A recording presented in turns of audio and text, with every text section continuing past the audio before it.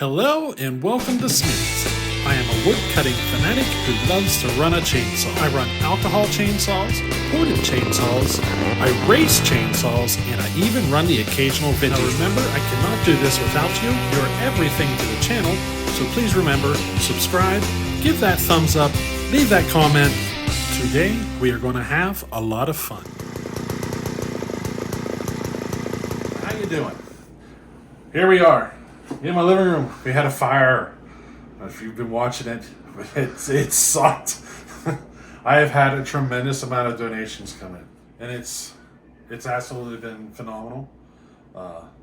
I've actually able to get us sealed up in an extremely short amount of time because of your help. So all of you out there, I thank you tremendously. Now behind the camera is another gentleman who has been helping out a lot. He actually showed up and did some labor for us. He's our electrician on this job. So we're going to have him do a little bit of talking here and show you what he's been doing while he's here. But Muffler was here as well. He helped tremendously, helped to get everything framed up. We even got to have a lot of fun. So this has been a great project. Not intentional, but it brought us together in many, many, many new ways. So we're going to go ahead and go around the room, and I'm going to kind of show you the different things that have happened, some changes we made, and some improvements we made on the original structure. And I think we should first start with a little backstory. This is the second fire to this room. So we discovered a lot of issues from the previous contractor that we had to straighten out that were done incorrectly. The previous contractor was hired through the insurance company, and so there wasn't the personal attention to it that I might have, where we might take something a little extra, over engineer something. They kind of went the other direction to save cost. So us doing it ourselves definitely helped it out tremendously, just making sure everything is done the way we want. In fact, they even signed the wall when they were here at the original fire. And I can remember the original fire. Over here, you're going to see a signature. In fact, I'll cover up his name, okay? But you can see the date of 11/24/99. That's whenever the original fire happened. Now, it didn't happen. This is the date that he signed it, but 1999 is when the fire happened. And you can see up here, Muffler even left a note. Here's the name of their company, and Muffler said, "Screwed up." Muffler was here September 23rd, 2023, and he says, "Fixed it right." Now, as you can see, we got a horsehair plaster here. The original contractor who did this repair after that fire put these backs up here, and what they did is they put paneling on top of this. It was a quick, fast repair. We're going to make a change.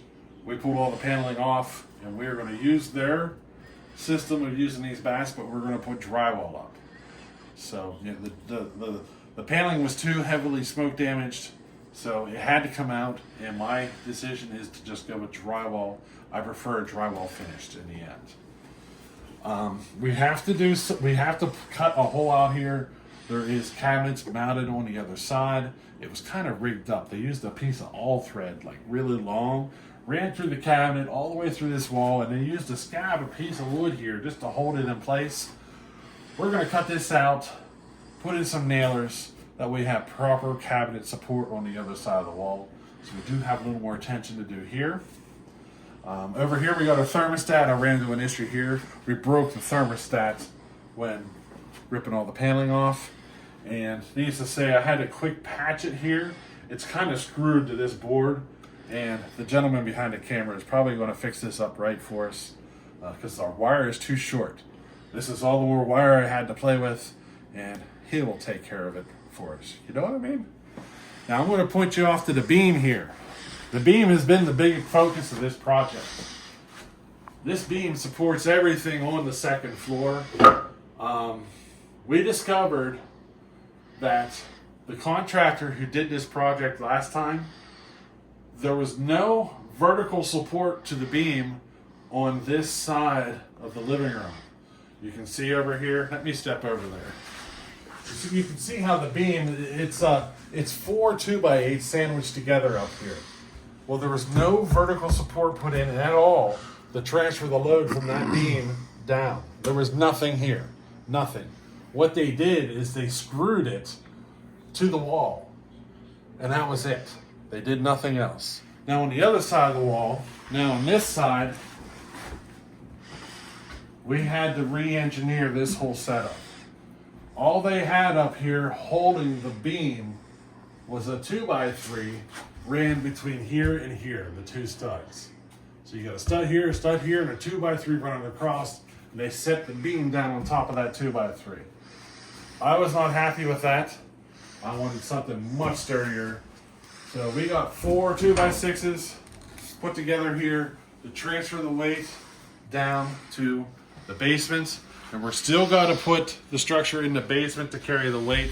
I'm probably going to put a jack post in the basement to hold things together, but you know, I think this is much better than a little 2x3 up there holding it. Now my plan is to finish this off with some stained wood, give us a nice look, and then I'm thinking, my plan is to make some custom shelving here. Basically going to put some boards in here that are stained up nice, run it from this corner to this corner. So if you can imagine, it would be kind of a cool little corner shelf. Maybe put one every 2 feet or something. Something in the finishing stages that we'll do. Nothing special over here on this wall. These are the old original windows of the house. We're going to see if we can get these out, get these changed to a more modern double pane. We pulled a window out of this one. So with this window here, it was my wife's idea to eliminate the window. I was hesitant at first, but I'm starting to warm up to her suggestion. The boss is in the house, if you know what I mean. But we're thinking, you know, we're going to go ahead and eliminate that window, and then we can just use it to replace one of these old ones. I think it'll fit. Now over here, there used to be a window here. And as you can see, we installed a door. There's a reason for this. This is just to make life easier for me, really. So outside of this door, I could easily put in a woodshed. And very easily just come right into the door for my firewood use to keep the house warm. This is literally the main reason of putting this door in here, is to make things easier to, you know, to bring my firewood in and all of that. So I know, just one of those things I took just to make life here easier down the road. I think the door will work out a lot better than having to carry wood all the way through the house to the wood burner. And it gives us another door, another exit. You know, we have another fire exit, I guess you could say. We have three exits out the house. So, you know, I don't think it was a bad idea. Now back over here, you're going to need some of this red foam. This is a fire retardant foam. So basically what I did, this is where the flue, basically where we had issues. This is where the fire was both times. Both times was because of flue issues. The first time the flue was just too old, and you know, she caught on fire and burnt the house. The second time it caught on fire was because of poor craftsmanship, poor masonry work. The flue was weak on this side. It didn't have the mortar properly placed in the block, and it caused the flue to want to tilt a little bit, and by having that tilt to it, it cracked, it crushed the liner inside, and basically opened us up that all we needed was a spark, and things just went horribly wrong. So what we were doing, we are actually not going to be using this flue for our fire. I am going to, I should get back onto the subject of the red foam. As you see, I have a pocket created here. Lots of this fire retardant foam. The reason is if there would ever be more flames in here, fire retardant foam in a small area, the fire should use all the available oxygen extremely fast, and it should help smother the fire out as quickly as possible. That's the reason of me doing this. Trying to make this little area as airtight as possible that if any fire would get in there, it wouldn't be able to breathe, it would suffocate. So this is one of those steps I'm taking to just to help prevent any more further future issues, if you know what I mean. Now, as you see, we still got block here for the flue. My plan here is to pull out this here. This is a triple wall stainless section. I'm going to pull this out and I'm going to replace it, but I'm going to replace it with a much longer piece. I am going to shove it the whole way through the flue, through the other side of the block. I'm going to punch a hole through the other side and run it all the way through to the outside. And then I'm going to run this triple wall stainless pipe all the way up to the peak, and that's going to be the new flue. So we're going to have triple wall stainless all the way through. Then we're going to have the original concrete flue until we even get to the new one. So that fire is going to have to travel a distance before it even gets to the house. I do want to continue burning wood, and I feel like this is going to be my safest possible option of continuing that way. A triple wall stainless system. Now, if you're not familiar with these systems, it's going to be probably 5 feet off the ground is probably going to be the bottom of the flue. And it has this shelf that holds it. But one of the nice features about this triple wall stainless system is that you can open it up from the bottom, run your brush up from the bottom to clean the flue.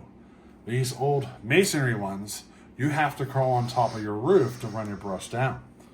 I prefer the stainless setup for ease of access from the bottom to cleaning.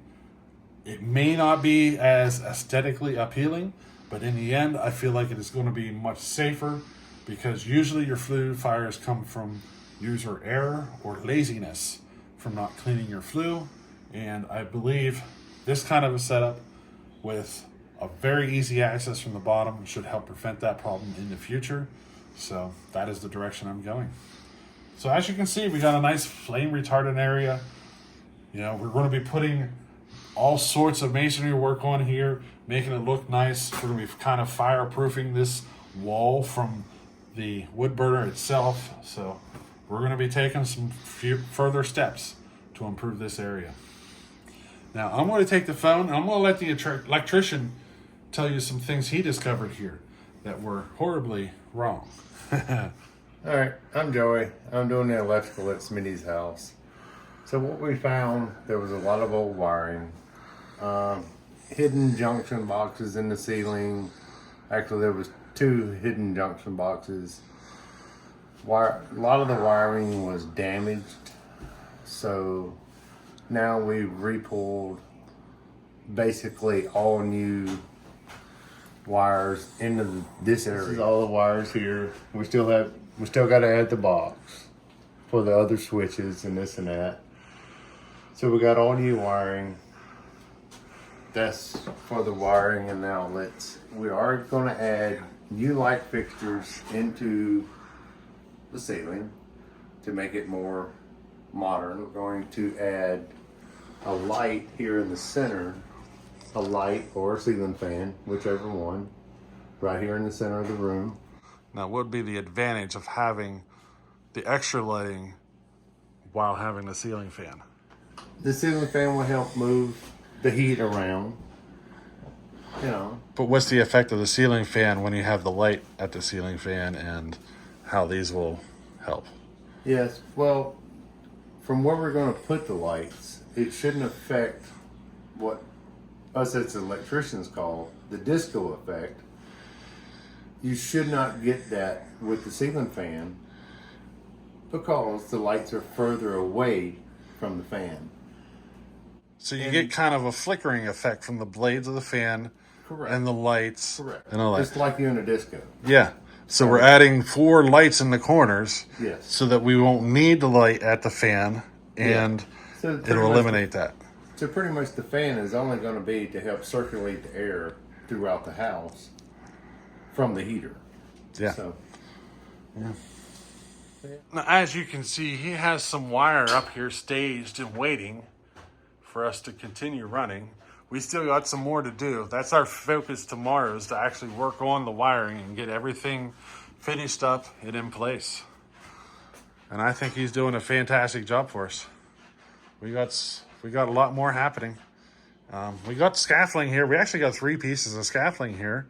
The neighbor brought that up for us to use. I think this is really going to make drywall work on the ceiling a lot easier. You know what I mean? That's a 9-foot ceiling. So we're going to either be working on ladders or borrow the scaffolding. So which one do you think we chose? Now I have a bunch of pictures taken throughout this project. So I'm going to be playing those pictures for you at the end of this video. We'll have kind of a picture slideshow. But I thought I'd kind of go through this for you. You'll be able to see in the pictures basically from where it started to where it is now. It's kind of a little, cool little video for you to kind of see the progress of the project. It's like 1 o'clock in the morning right now, so I can't go outside and show you that stuff. So you'll have to wait until you see the pictures. But anyway, we're going to leave this video with the slideshow. And so I hope you continue to watch that. But a special thanks to all of you who donated. I appreciate, grateful. I couldn't have done all of this without your help. In fact, I feel like I'm indebted to you. Like I owe everybody. I owe everybody out there who helped and supported and shared the videos and so much. I owe all of you a great deal. And I can't express how much I appreciate what you've done. So thank you again, and we'll catch you on the next one. Later.